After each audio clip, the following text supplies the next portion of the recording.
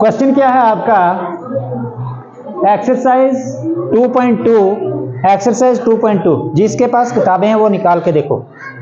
Exercise 2.2, chapter number 2, chapter का नाम है linear equation in one variable. Question number 2, the perimeter of a rectangular swimming pool is 154 meters.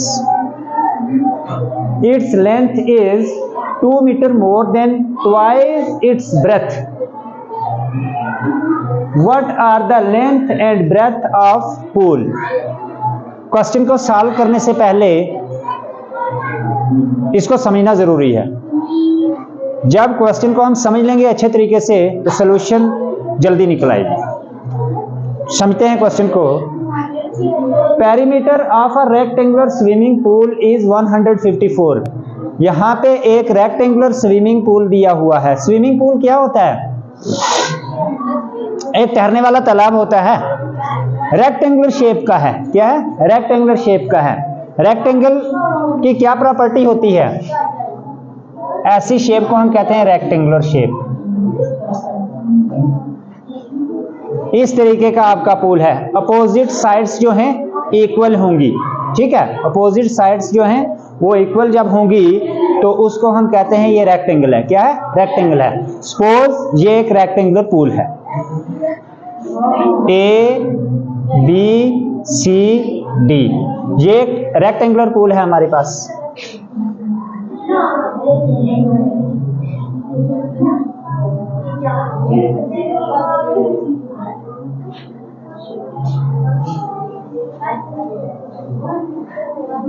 Perimeter of a rectangular swimming pool is 154। Perimeter क्या होता है? शाबाश, कोई बता सकता है पेरीमीटर क्या होता है? पेरीमीटर क्या होता है? शाबाश। हाँ, पेरीमीटर क्या होता है? Distance of the boundary. Boundary का जितना डिस्टेंस होता है उसको हम क्या कहते हैं? पेरीमीटर। या length of the whole length of the boundary is perimeter. For example यहां से हम चलते हैं ए से बी तक गए, बी से सी तक, सी से डी तक और डी से वापस ए तक। तो जितना डिस्टेंस हमने कवर किया इसको हम कहते हैं पेरीमीटर। इसको क्या कहते हैं? पेरीमीटर कहते हैं। ये डिस्टेंस इसका दिया हुआ है, यानी ए से लेके यहां तक, ये सारा यहां पहुंचने तक 154 मीटर है। ये कितना दिया हुआ है? 154 मीटर। इसका मतलब पेरीमीटर हमें दिया हुआ है। पेरीमीटर पूरा कितना है? 154 मीटर। एक बात ये हो गई, ये समझ में आ गई। इसके आगे क्या है question? Its length is 2 metre more than twice its breadth. दो साइडें आपको यहां पे लंबी लग रही हैं, यानी ये साइड लंबी है ना, ये लेंथ है, ये थोड़ी उससे छोटी है, इसको ब्रेथ मान लेते हैं। तो लेंथ जो है ये ब्रेथ से कितनी लंबी बताई गई है? लेंथ कितनी ज्यादा है ब्रेथ से? Length is 2 metre more. More का मतलब होता है ज्यादा। 2 metre more than twice its breadth. Breadth को अगर ट्वाइस करेंगे, ट्वाइस का मतलब होता है 2 से मल्टीप्लाई करना। ब्रेथ को अगर हम 2 से मल्टीप्लाई करेंगे तो ट्वाइस हो जाएगा, ब्रेथ का ट्वाइस हो जाएगा। तो ट्वाइस ऑफ ब्रेथ से लेंथ कितनी दूर है? लेंथ कितनी ज्यादा है? 2 मोर, यानी मोर का मतलब उसमें ऐड और कर दो। ब्रेथ के ट्वाइस में 2 को और जमा कर दो। मैथमेटिकली मैं आपको यहां पे बताता हूं कैसे है। मान लो इसकी ब्रेथ कितनी है? x है। ब्रेथ कितनी है? x है।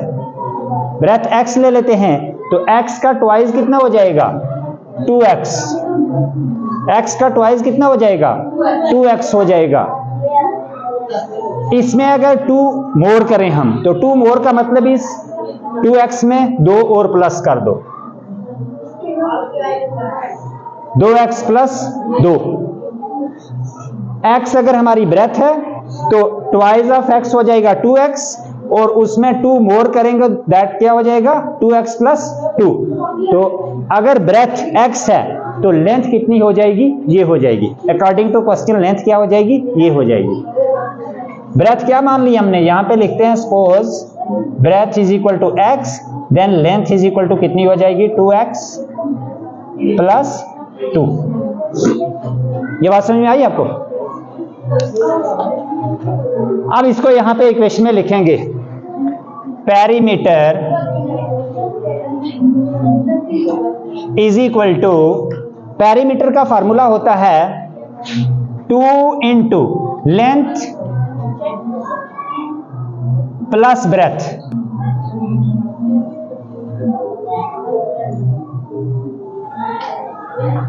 Perimeter is equal to 2 into length plus breadth. Perimeter हमें दिया हुआ है क्वेश्चन में, पेरीमीटर कितना है 154, पेरीमीटर है ना दिया हुआ, perimeter of swimming pool is 154, तो पेरीमीटर की जगह यहां पे 154 लिखो,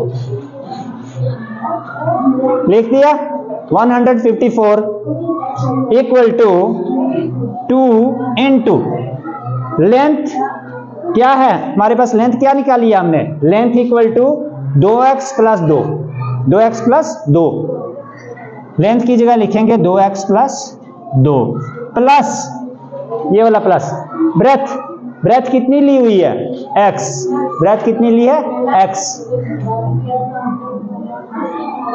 यहां तक समझ आ गई? अब आपके पास ये इक्वेशन आ गई है, इसको सॉल्व करना है।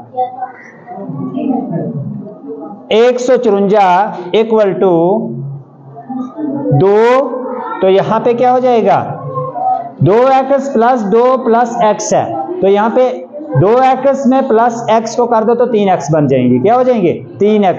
ये 2x में 2 प्लस नहीं होगा, 2 एक विदाउट x रकम है और ये x वाली रकम है, तो x वाली रकम में विदाउट x वाली जमा नहीं हो सकती, ये इसी तरीके से रहती, x वाली में x जमा हो जाता है। जैसे ये 2x है और ये 1x है, 2 और 1 3x, x कितने बन गए 3x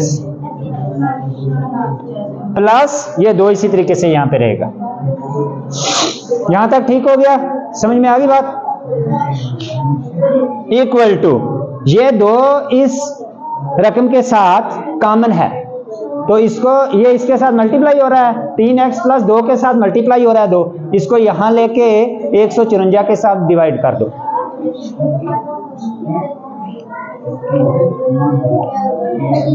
बटा 2 इक्वल टू 3x प्लस 2 रह गया यहां पे।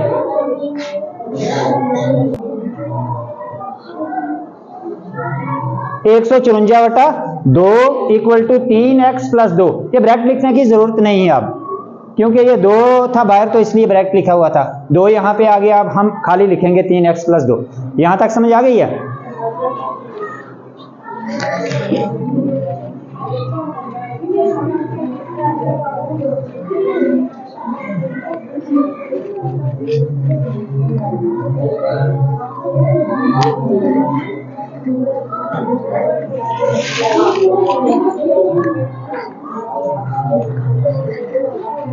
एक 154 बटा 2 को काटेंगे क्या आ जाएगा, यहां मैं लिख रहा हूं इसको 154 बटा 2 इक्वल टू 3x प्लस 2। इसको कैसे डिवाइड करना है ये ध्यान दो, ये 2 के साथ इसको पहले इस 15 को लेफ्ट साइड से राइट साइड की तरफ हम इसको उड़ाएंगे, 1 दूना 2 ना 7 दूने 14 हो जाते हैं, यहाँ पे ये 15 था ना, तो 7 दूने 14 और 1 15 होता है, तो वो जो 1 बच गया उसको आगे डालो तो कितने बन जाएंगे 14 बन जाएंगे, ठीक है। फिर से 7 दूने 14, तो क्या आ गया, ये 4 भी खत्म हो गया, हमारे पास 77 आ गया यहाँ पे 77 इक्वल टू 3x प्लस 2। यहां 3x प्लस 2 है, x वाली रकम को वहां ही रखेंगे, 2 को उठा के इस साइड ले आओ, 3x को वहां रखो, यहां से 2 को इस साइड लाएंगे, 77 को भी इधर ही लिख दो पहले, 77 इक्वल टू 3x, यहां से 2 को उठा के यहां लाना है, तो क्या हो जाएगा, शाबाश, राइट साइड से लेफ्ट पे ला रहे हैं तो क्या हो जाएगा, यहाँ क्या है माइनस हो जाएगा, यहाँ प्लस है तो यहाँ क्या हो जाएगा -2 इक्वल टू 3x, 77 में से 2 को माइनस कर दो तो कितना बच जाएगा 75 इक्वल टू 3x। अब यहां फिर से 3 ज़रबे x है, 3 के साथ x है, तो इसका मतलब क्या हुआ, 3 और x आपस में क्या हो रहे हैं, ज़र्ब हो रहे हैं, मल्टीप्लाई हो रहे हैं।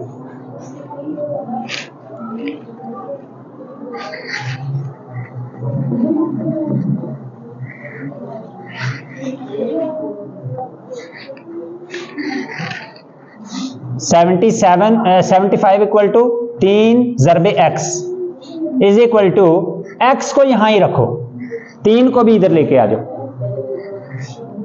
यहां पे 75 ऑलरेडी है, तो 3 को यहां से इधर लाएंगे तो क्या हो जाएगा, शाबाश, x के साथ 3 क्या हो रहा है, ज़रब हो रहा है, जो उधर ज़रब हो रहा है तो यहां पे आके क्या हो जाएगा, ज़रब वाला डिवाइड हो जाता है। मैंने आपको बताया हुआ है, ये मेथड बताया ना, माइनस वाला इक्वल टू क्या सेट प्लस, प्लस वाला माइनस, मल्टीप्लाई वाला डिवाइड, एंड यहां से डिवाइड वाला मल्टीप्लाई, ये दोनों साइड से होता है।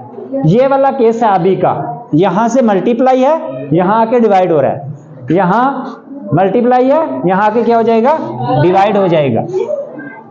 आगे बात समझ में, x इक्वल टू, इसको डिवाइड करते हैं तो इसको भी उसी तरीके से डिवाइड करो जैसे ये किया हुआ है। जैसे 3 का टेबल पढ़ो, 1 थ्रू 2 थ्रू 6 हो गया, 2 थ्रू 6, यहां कितने बच गए, 1, 6 और 1 7 होता है, 1 आगे डाला तो कितने बन गए, 15।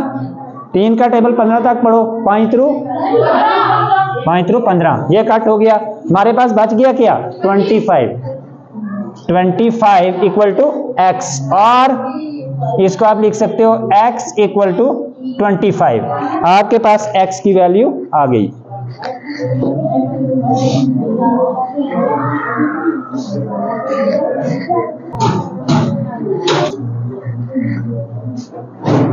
x की वैल्यू आपके पास आ गई 25। तो ये x हमने क्या लिया हुआ वहां पे, स्विमिंग पूल में x हमने सपोज किया था, क्या सपोज किया था, x ब्रेथ, x क्या थी, ब्रेथ, इट मींस ब्रेथ हमारे पास आ गई है। Therefore breadth is equal to x is equal to 25 meters।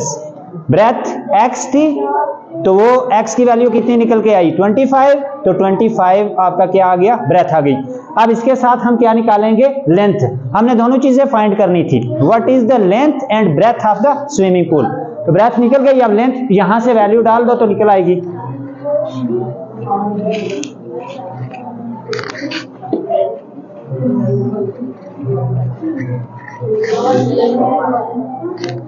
Length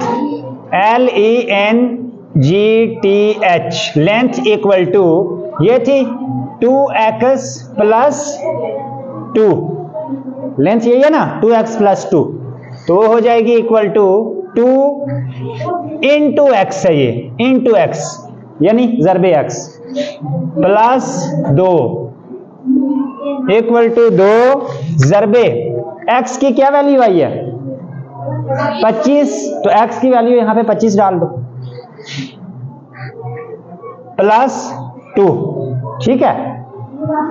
इधर आप लिख सकते हो बिकॉज, ये इस तरीके से जो सिंबल होता है ये बिकॉज का होता है, because x equal to 25, x की वैल्यू क्या निकली 25, इसीलिए यहां पे x डाला 25 इक्वल टू 25 को 2 से मल्टीप्लाई करो तो क्या आता है, आना चाहिए आपको, 25 को 2 से मल्टीप्लाई करो, इधर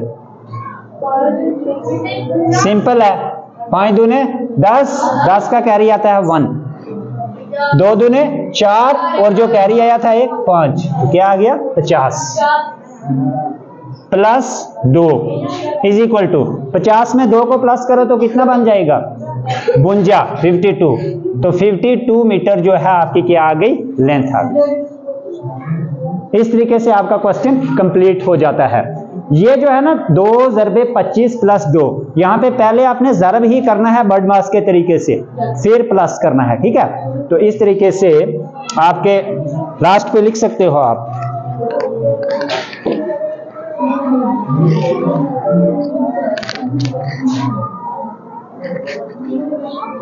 Therefore,